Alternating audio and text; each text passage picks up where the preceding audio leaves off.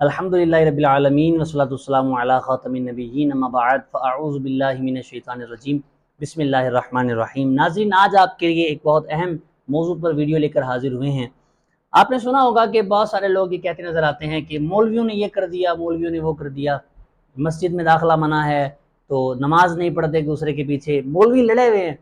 کیا وجہ ہے آخر کہ ایک دوسرے کے لیے یہ عقائد اور یہ نظریات اور یہ سوچ ہمارے اندر بیٹھ چکی ہے کہ فلاں کے پیچھے نماز نہیں پڑھنی، فلاں کے پیچھے نماز نہیں ہوتی، وہ ایسا ہے، وہ ایسا ہے، وہ کافر ہے، وہ مومن؟ کیا وجہ ہے؟ کن عقائد کی بنیاد پر ہم لوگ ایک دوسرے کو یہ کہتے نظر آتے ہیں؟ آئیے ذرا اس بات کی اصل جاننے کی کوشش کرتے ہیں کہ کیا وجہ ہے کہ ہم لوگ ایک دوسرے کو اتنے نفرت کی نگاہ سے دیکھتے ہیں۔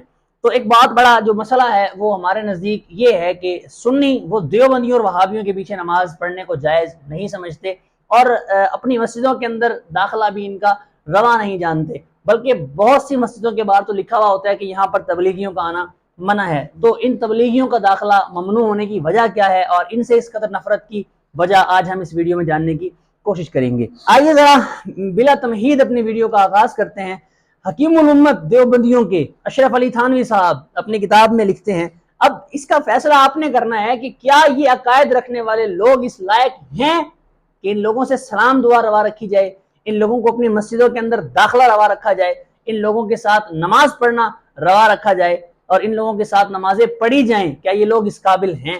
آئیے جانتے ہیں۔ اشرف علی تھانوی اپنی کتاب میں اپنے پیر کے تعلق سے لکھتا ہے کہ جناب بیمار ہو گئے تو ہم نے پوچھا حضرت ٹھیک کیسے ہو گئے؟ تو حضرت نے فرمایا ہم بیمار ہو گئے، حضرت بی بی فاطمہ زہرا رضی اللہ تعالیٰ عنہا نے ہمیں خواب میں گلے سے لگایا اور ہم ٹھیک ہو گئے۔ ثم معاذ اللہ، یہ ایسے جملے ہیں یار کہ ہم اپنی والدہ کے بارے میں، بہن کے بارے میں یہ سننا روا نہیں سمجھتے، اور ان لوگوں نے اس کی نسبت کی سیدہ کائنات کی جانب، حضرت فاطمہ زہرا سلام اللہ علیہا کی جانب، کہ جن کی مثال نہیں ملتی حیا کے اندر، پردے کے اندر، اور جو ہماری فیملی کے لیے، ہماری خواتین کے لیے عملی نمونہ ہے جن کی زندگی، ان کی جانب یہ لوگ کیسی کیسی غلیظ نسبتیں کرتے ہیں۔ آئیے آگے چلتے ہیں۔ دیوبندیوں کا حکیم الامت اشرف علی تھانوی اسی فضل الرحمان گنج مراد آبادی کے بارے میں لکھتا ہے کہ اپنے سفر نامے کا ذکر کر رہا ہے، ایک جگہ پر موجود تھا، وہاں پر یہ فضل الرحمان بھی تھا، تو یہ کہتا ہے روانگی سے قبل جی چاہا کہ یہیں سے حضرت مولانا شاہ فضل الرحمان گنج مراد آبادی کی زیارت کرائیں، ورنہ پھر پتہ نہیں یہاں کبھی آنا ہو یا نہ آنا ہو۔ یعنی یہ بندہ اپنے اس شیخ کے لیے اس قدر جذبات رکھتا تھا کہ اس کی زیارت کو بڑا اپنے نزدیک معتبر سمجھتا تھا، اور حسرت تھی کہ پتہ نہیں کبھی یہاں آنا ہو یا نہ آنا ہو، ذرا ان کی زیارت کرائیں، ان کا دیدار کرائیں۔ اور اس کے تعلق سے اپنی کتاب کے اندر ملفوظات حکیم الامت میں یہ بات بھی درج ہے کہ حضرت فاطمہ زہرا رضی اللہ تعالیٰ عنہا کے بارے میں اس بندے کا عقیدہ کیا تھا۔ یعنی یہ جاننے کے باوجود کہ حضرت فاطمہ زہرا سلام اللہ علیہا کے تعلق سے کس قدر غلیظ عقائد رکھتے ہیں یہ لوگ، اس کے باوجود حضرت کی محبتیں ان کے ساتھ برقرار ہیں۔ نہ صرف محبتیں برقرار بلکہ اس واقعے کو، حضرت فاطمہ زہرا رضی اللہ تعالیٰ عنہا کے واقعے کو اپنی کتاب کے اندر بھی ذکر کر رہا ہے۔ دیوبندی اکابر اشرف علی تھانوی اپنی کتاب حفظ الایمان میں لکھتا ہے کہ اچھا ایک اور میں آپ کو بات یہاں بتاؤں، نبی پاک علیہ السلام کے تعلق سے کل علم غیب تو یہ مانتے ہی نہیں نا، اگرچہ قرآن پاک کی آیات اپنی جگہ، حدیث اپنی جگہ، لیکن یہ طبقہ نہیں مانتا۔ بعض علم غیب کو مانتے ہیں اور بعض کے تعلق سے بھی کیا مانتے ہیں آئیے میں آپ کو بتاتا ہوں۔ بعض کے تعلق سے کہتے ہیں اگر زید کا قول صحیح مان لیا جائے تو دریافت طلب امر یہ ہے کہ غیب سے مراد بعض علم غیب ہے یا کل تو مانتے ہی نہیں، تو کہتے ہیں کہ اگر بعض علوم غیبیہ مراد ہیں تو اس میں حضور علیہ السلام کی کیا تخصیص ہے؟ ایسا علم تو زید، عمر، بکر، ہر سبھی بچہ، مجنون، یہاں تک کہ جمیع حیوانات اور بہائم کے لیے بھی ہے، یعنی تمام جانوروں کو بھی ایسا علم ہے۔ یہ لوگ ہیں اپنے نبی کے بارے میں اس قدر غلیظ لہجہ رکھنے والے، انہیں تمیز اس بات کی نہیں ہے۔ مطلب یہ کہ حضور علیہ السلام کے علم غیب کو پاگلوں، جانوروں اور بچوں کے ساتھ ملایا جا رہا ہے۔ دیوبندی اکابر قاسم ننوتوی اپنی کتاب تحذیر الناس کے اندر لکھتا ہے بالفرض زمانہ نبوی کے بعد کوئی نبی پیدا ہو جائے تو بھی خاتمیت محمدی صلی اللہ علیہ وسلم میں کوئی فرق نہیں آئے گا۔ معاذ اللہ، مطلب یہ کہ قاسم ننوتوی نے حضور کو خاتم النبیین ماننے سے انکار کر دیا کہ اگر کوئی نبی آ جاتا ہے تو کوئی مسئلہ نہیں ہے۔ تو بھائی کیوں مسئلہ نہیں ہے؟ ما کان محمد ابا احد من رجالکم ولکن رسول اللہ وخاتم النبیین۔ حضور علیہ السلام نے کئی جگہ پر ارشاد فرمایا کہ میں آخری نبی ہوں، میرے بعد کوئی نبی نہیں آئے گا۔ تو حضور علیہ الصلوۃ والسلام کے بعد کوئی شخص اگر کسی نبی کے آمد کا اس کے امکان کو بھی مانتا ہو اور نبی کے آنے کو ممکن بھی جانتا ہو تو وہ شخص ایمان سے خارج ہے، اور یہاں سے آپ ان کے ایمان کا اندازہ لگا سکتے ہیں۔ میرا خیال تو یہ ہے کہ یہ روایات کافی ہیں ایک عام مسلمان کے لیے یہ سمجھنے کے لیے کہ یہ لوگ کس قدر غلیظ ہیں اور ان کا تعلق دین اسلام سے کم از کم وہ نہیں ہے۔ لیکن اس کے باوجود میں آپ کو مزید ان کے عقائد بتاتا ہوں۔ دیوبندی اکابر خلیل احمد امبیٹوی اپنی کتاب میں لکھتا ہے کہ شیطان اور ملک الموت کا حال دیکھ کر یہ نبی پاک صلی اللہ تعالی علیہ وآلہ وسلم کو خلاف نصوص قطعیہ کے بلا دلیل محض قیاس فاسدہ سے ثابت کرنا شرک نہیں تو کون سا ایمان کا حصہ ہے؟ اور شیطان و ملک الموت کو یہ وسعت نص سے ثابت ہے، یعنی کہتا ہے کہ فخر عالم صلی اللہ علیہ وسلم کی وسعت علم کی کون سی نص قطعی ہے کہ جس سے تمام نصوص کو رد کر کے ایک شرک ثابت کرتا ہے۔ مطلب یہ کہ نبی پاک صلی اللہ علیہ وسلم کے علم سے زیادہ اس کے نزدیک شیطان اور ملک الموت کا علم ہے، لیکن حضور کو علم نہیں ہے۔ کہتے ہیں کہ ان کا علم تو نص سے ثابت ہے، حضور کا کون سی نص سے ثابت ہے؟ آئیے مزید ان کے بارے میں آپ کو بتاتا ہوں۔ کہتے ہیں کہ زنا کے وسوسے سے اپنی بیوی کی مجامعت کا خیال بہتر ہے، اور شیخ یا انہی جیسے بزرگوں کی طرف خواہ جناب رسالت مآب صلی اللہ علیہ وسلم ہی ہوں اپنی ہمت کو لگا دینا اپنے بیل اور گدھے کی صورت میں مستغرق ہونے سے زیادہ برا ہے۔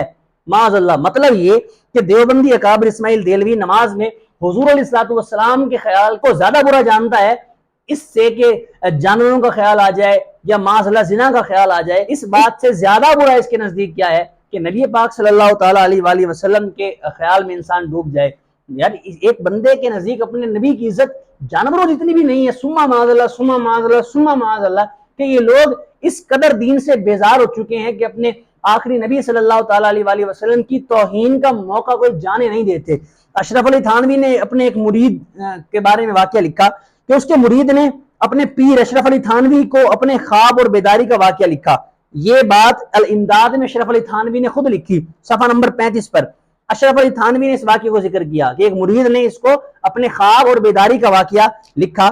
وہ خواب میں کلمہ شریف میں حضور علیہ الصلوۃ والسلام کا نام نامی اسم گرامی لینے کی بجائے اپنے پیر یعنی اشرف علی تھانوی کا نام لیتا ہے، یعنی معاذ اللہ لا الہ الا اللہ محمد رسول اللہ کی جگہ لا الہ الا اللہ اشرف علی رسول اللہ پڑھتا ہے، معاذ اللہ ثم معاذ اللہ۔ اچھا، اپنی غلطی کا اس کو احساس ہوا، اپنے پیر سے معلوم کرنے کے لیے اس نے لکھا اور اس کے بارے میں پوچھا، حضرت میں نے خواب دیکھا ہے تو اس کے بارے میں آپ کیا فرماتے ہیں؟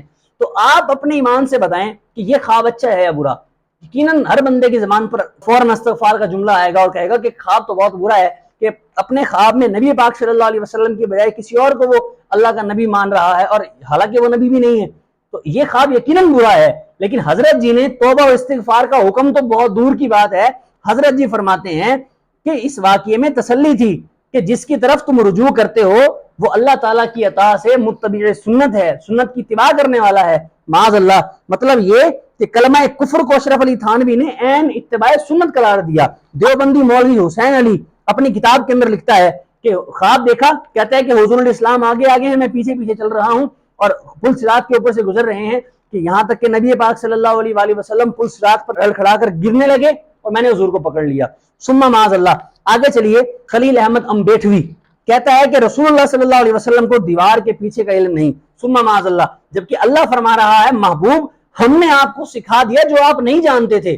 لیکن یہ بندہ کیا کہہ رہا ہے کہ حضور کو غیب کا علم نہیں، دیوار کے پیچھے کا علم حضور نہیں جانتے۔ اللہ فرما رہا ہے محبوب ہم نے سکھا دیا، اور یہ کہتا ہے کہ حضور اسلام نہیں جانتے تھے، یعنی یہ لوگ قرآن کے بھی منکر ہیں۔ آگے چلیے، یہ کہتا ہے کہ نبی پاک صلی اللہ تعالیٰ علیہ وآلہ وسلم کا یوم ولادت منانا کنہیا کے جنم دن منانے کی طرح ہے، ثم معاذ اللہ۔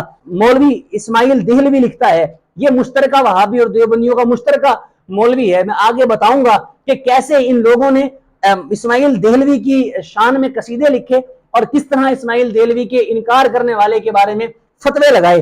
تقویت الایمان اس کی کتاب ہے، اور اس کتاب کے بارے میں یہ کہنا بالکل بیجا نہیں ہوگا کہ اس وقت اگر گستاخیوں کی سب سے بڑی کتاب ہے تو وہ تقویت الایمان نامی کتاب ہے، اور اس کا مصنف اسماعیل دہلوی لکھتا ہے کہ جس کا نام محمد ہے یا علی ہے وہ کسی شے کے مالک و مختار نہیں ہے، ثم معاذ اللہ۔ آگے لکھتا ہے نبی پاک صلی اللہ علیہ وسلم کی تعظیم بڑے بھائی کے برابر کرنی چاہیے۔ یہاں ایک لاجیکلی میں سوال کرتا ہوں کہ بڑے بھائی سے زیادہ ہمارے نزدیک باپ کا مقام ہوتا ہے، یعنی یہ حضور کو باپ جتنا بھی نہیں مانتے. حالانکہ حضور کے بارے میں کوئی یہ کہے کہ صرف باپ جتنی تعظیم کرو تب بھی غلط, تب بھی حضور علیہ السلام کی شان میں کمی اور توہین ہے کہ حضور علیہ السلام تو مالک و مختار ہیں, آپ کی شانیں تو ہماری عقل میں آ ہی نہیں سکتی. لیکن یہ ان لوگوں کا حضور کی تعظیم کے بارے میں کیا ماننا ہے. آگے چلتے ہیں. کہتا ہے کہ ہر مخلوق چھوٹا ہو یا بڑا, اس میں انبیاء بھی شامل ہیں, اس میں صحابہ بھی شامل ہیں, اس میں تمام مخلوق شامل ہے. کہتا ہے اللہ تعالیٰ کی شان کے آگے چمار سے بھی زیادہ ذلیل ہیں. ثم معاذ اللہ. مولوی اسماعیل دہلوی حضور علیہ السلام پر افترا باندھا کہ گویا آپ صلی اللہ علیہ وسلم نے فرمایا میں بھی ایک دن مر کر مٹی میں ملنے والا ہوں. یہ تو ان لوگوں کا عقیدہ نبی پاک صلی اللہ تعالیٰ علیہ وسلم کے بارے میں ہے. مولوی خلیل احمد امبیٹوی کہتا ہے کہ رسول اللہ صلی اللہ علیہ وسلم نے اردو زبان علماء دیوبند سے سیکھی. ثم معاذ اللہ. آگے چلیے. اشرف علی تھانوی اور مولوی فضل الرحمان کی زبانی, یہ اشرف علی تھانوی بیان کرتا ہے کہ ہم نے خواب میں حضرت بی بی فاطمہ کو دیکھا, انہوں نے ہم کو اپنے سینے سے چمٹا لیا. ثم معاذ اللہ. اس کے بعد قاسم نانوتوی اپنی کتاب میں لکھتا ہے انبیاء کرام اپنی امت میں ممتاز ہوتے ہیں تو علم کی وجہ سے ممتاز ہوتے ہیں, جبکہ عمل کے اندر تو امتی بھی نبی سے بڑھ جاتا ہے. ثم معاذ اللہ. اندازہ کریں کہ ان لوگوں کے نزدیک تو انبیاء کرام کی حیثیت اتنی ہے. آگے چلیے. ان بدبختوں کا ایک عقیدہ یہ ہے کہ لفظ رحمت للعالمین یہ حضور علیہ السلام کی صفت خاصہ نہیں ہے, یعنی اگر کسی دوسرے پر بھی اس لفظ کو بول دیا جائے تو جائز ہے. آگے چلیے. کہتے ہیں کہ محرم میں ذکر امام حسین کرنا اگرچہ بروایت صحیح ہو, اگرچہ صحیح روایات کے ساتھ ہو, یا پھر سبیل لگانا یا شربت پلانا یا سبیل اور شربت کا چندہ کرنا یا دودھ پلانا, یہ سب ناجائز و حرام ہے. مزید لکھتا ہے عیدین کے اندر عید الفطر اور عید الاضحیٰ اس کے اندر معانقہ کرنا یعنی گلے ملنا یہ بدعت ہے. میں نے عرض کی تھی کہ ان لوگوں نے تقویت الایمان اور اسماعیل دہلوی کے بارے میں بڑے پازیٹیو اپنے ریمارکس دیے. آگے ذرا جانتے ہیں. فتاوی رشیدیہ صفحہ نمبر 351 پر یہ لکھتا ہے کہ کتاب تقویت الایمان نہایت ہی عمدہ کتاب ہے, اس کا رکھنا اور پڑھنا اور عمل کرنا عین اسلام ہے. یہ ان کے عقائد ہیں نبی پاک صلی اللہ علیہ وسلم کے بارے میں کہ جس کتاب میں کوٹ کر حضور کی گستاخیاں بھری ہیں, یہ لوگ اس کتاب کا پڑھنا بھی جائز سمجھتے ہیں بلکہ عین اسلام مانتے ہیں. آگے چلیے. فتاوی رشیدیہ میں یہ بندہ لکھتا ہے کہ تقویت الایمان کو جو بندہ کفر کہے اور مولوی اسماعیل کو جو کافر کہے وہ خود کافر ہے, وہ شیطان ہے, ملعون ہے. معاذ اللہ ثم معاذ اللہ. فتاوی رشیدیہ صفحہ نمبر 252 پر یہ بندہ لکھتا ہے کہ مولوی اسماعیل دہلوی قطعی جنتی ہے. استغفر اللہ. جو بندہ اپنے نبی پاک علیہ السلام کے گستاخوں کے بارے میں یہ عقائد رکھے, اس بندے کے ساتھ یا اس کے ماننے والوں کے ساتھ کیسے نماز پڑھنا جائز ہو سکتا ہے؟ ان کے پیروکاروں کے ساتھ کیسے بندہ سلام اور مصافحے کو روا سمجھتا ہے؟ کیسے ان کا داخلہ اپنی مسجدوں کے اندر روا جان سکتے ہیں؟ آگے چلیے. کہتے ہیں کہ بروز ختم قرآن شریف مسجد کے اندر روشنی کرنا یہ بدعت اور ناجائز ہے. یہ لوگ کہتے ہیں تقویت الایمان والے اللہ کے مکر سے ڈرنا چاہیے. معاذ اللہ. جو لوگ اللہ کو مکر کرنے والا سمجھیں, جو لوگ اللہ کے بارے میں اس طرح کا عقیدہ رکھے, کیسے ہمارے دل میں ان کے لیے محبتیں آ سکتی ہیں اور کیسے ان کے ساتھ اتحاد ہو سکتا ہے؟ فتاوی رشیدیہ کے اندر رشید احمد گنگوہی لکھتا ہے کہ اللہ تعالیٰ جھوٹ بول سکتا ہے. معاذ اللہ. کہتا ہے کہ جھوٹ بولنا اللہ کے لیے ثابت ہے اور کثیر دلائل سے ثابت ہے. یعنی گنگوہی مان رہا ہے کہ اللہ تعالیٰ جھوٹ بولتا نہیں ہے مگر بول سکتا ہے. دوسرے معنوں میں کہ اللہ کے اندر عیب ہے لیکن وہ اپنا عیب چھپائے ہوئے ہے. او بھائی اللہ تو ہر عیب سے پاک ہے. کس طرح کے لوگ یار کہ اپنے نبی کے بارے میں گستاخیاں کریں, اپنے رب کے بارے میں گستاخیاں کریں, اور پھر کیسے ممکن ہو کہ ہم ان لوگوں کے ساتھ نمازیں پڑھیں یا انہیں اپنا امام بنائیں؟ دیوبندیوں کا شیخ الہند محمود الحسن لکھتا ہے کہ اللہ جھوٹ بول سکتا ہے مگر بولتا نہیں, اور تمام برے افعال اللہ کر سکتا ہے, قدرت باری تعالیٰ میں یہ باتیں داخل ہیں مگر کرتا نہیں ہے. استغفر اللہ. امام الوہابیہ اور امام دیوبند اسماعیل دہلوی لکھتا ہے کہ ہم تسلیم نہیں کرتے کہ اللہ پاک کا جھوٹ بولنا محال ہے.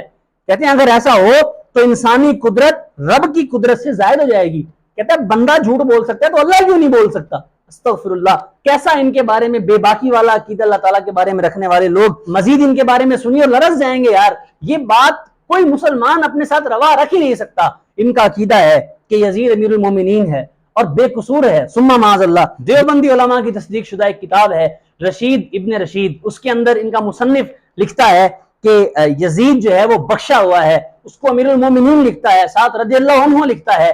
یار جو بندہ اپنے نبی کے نواسے کے قاتل کے بارے میں یہ عقیدہ رکھتا ہو, نبی پاک علیہ السلام کے خاندان کی بے حرمتی کرنے والے, مسجد نبوی کی بے حرمتی کرنے والے, کعبے کے غلاف کو جلانے والے اور اس قدر اسلام کے اندر بگاڑ اور فتنہ پیدا کرنے والے بندے کے بارے میں جن لوگوں کا اتنا لائٹ عقیدہ ہو, کیسے وہ اپنے نبی کی تعظیم کر سکتے ہیں اور کیسے ہم ان لوگوں کو اپنا امام بنا سکتے ہیں۔ ذرا دل کے کانوں سے سنیے کہ یزید کی محبت اور حمایت میں لکھی جانے والی کتاب رشید ابن رشید کے صفحہ نمبر 6 کو بھی پڑھیے، جس پر تصدیق کرنے والے 6 علماء کے نام موجود ہیں، اور وہ علماء دیوبندیوں کے مستند علماء ہیں، بشمول مفتی محمد شفیع دیوبندی کراچی والا، مفتی محمد شفیع دیوبندی سرگودا، اور علامہ خیر محمد دیوبندی ملتانی، اس نے بھی اس کتاب کی تصدیق کی۔ ان تینوں کے نام بھی وہاں موجود۔ ان لوگوں نے اس کتاب کو مستند قرار دیا، اور جس کی آپ ٹائٹل پڑھیں تو ٹائٹل پر بھی امیر المومنین یزید رضی اللہ تعالیٰ عنہ معاذ اللہ یہ جملے وہاں پر لکھے ہیں، یہ کندہ ہیں۔ اور ان لوگوں کا عقیدہ اپنے نبی کی آل کے بارے میں کس قدر بے باکانہ اور کس قدر گستاخانہ ہے، اللہ رب العزت کی لعنت ہو ان لوگوں کے شر پر۔ اور اصل اختلاف ہمارا ان سے یہ نہیں ہے، ہمیں تو ٹرک کی بتی کے پیچھے لگایا ہوا ہے کہ جناب دیوبندی انگوٹھے نہیں چومتے اور مزاروں پر جانے کو روا نہیں سمجھتے، ہمارا ان سے اختلاف میلاد پر ہے، حاضر ناظر کہنے پر ہے، یہاں ہے وہاں۔ اور بھائی یہ اختلاف نہیں ہے ہمارا ان سے، ہمارا اختلاف تو ان گستاخانہ باتوں پر ہے جو انہوں نے اپنے نبی پاک صلی اللہ علیہ وسلم کے بارے میں گستاخانہ لہجہ استعمال کیا، حضور کی آل کے بارے میں گستاخانہ لہجہ استعمال کیا، اور اپنے رب کے بارے میں ان کے جو معاذ اللہ گستاخانہ جملے ہیں، اللہ رب العزت کی پناہ۔ یہ وجہ ہے کہ ان لوگوں کے پیچھے ہم نماز پڑھنے کو جائز نہیں سمجھتے، یہ وجہ ہے کہ ان لوگوں سے مصافحہ اور سلام روا نہیں سمجھتے، یہ وجہ ہے کہ ہم ان کی دعوتوں میں آنا روا نہیں سمجھتے، اور یہی وجہ ہے کہ ہم نہیں چاہتے کہ یہ لوگ مسجدوں کے اندر آ کر مسلمانوں کے عقائد کو خراب کریں۔ یہی وجہ ہے کہ ان لوگوں کی گفتگو سننا بھی حرام، ان لوگوں کے وعظ سننا بھی حرام، ان کی مجلسوں میں بیٹھنا بھی حرام۔ یہ وجہ ہے کہ یہ لوگ ایمان خراب کر ڈالیں گے۔ بظاہر بڑی اچھی باتیں لگ رہی ہوں گی، بڑی اچھے ان کی روایات لگ رہی ہوں گی، یار وہ تو کبھی غلط بات نہیں کرتے، وہ تو کبھی کسی کو ٹونٹ نہیں کرتے، طنز نہیں کرتے، وہ بھائی وہ تمہارا ایمان خراب کر دیں گے۔